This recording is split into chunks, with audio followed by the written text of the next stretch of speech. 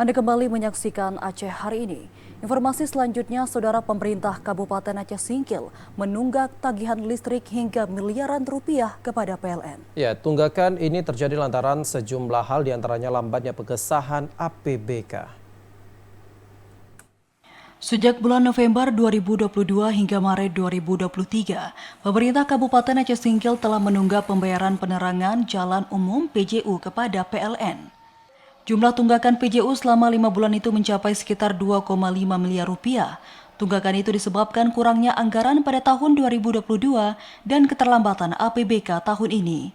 Sementara lokasi PJU paling banyak berada di Kecamatan Gunung Meriah dan Singkil. Kepala ULP PLN Rayon Remo, Tommy Wiranata Putra Pamungkas mengatakan telah melakukan sejumlah upaya dan komunikasi dengan Dinas Lingkungan Hidup Aceh Singkil.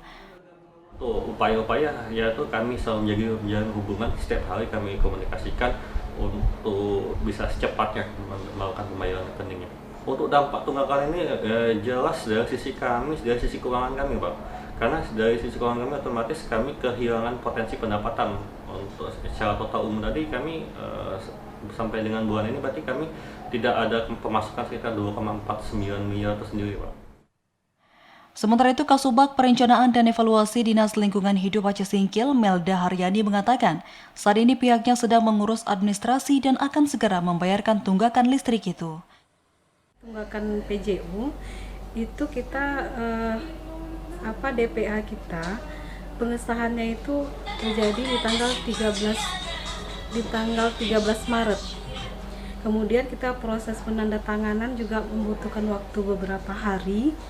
Dan sekarang dalam proses pembayaran pelunasan tagihan tersebut. Kemungkinan berapa hari lagi tuh, Pak?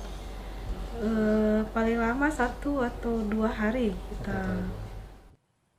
Sementara itu, tunggakan PJU ini bukan pertama kali terjadi. Setidaknya dalam 5 tahun terakhir, Pemkab Aceh Singkil selalu menunggak pembayaran PJU, khususnya pada akhir dan awal tahun anggaran.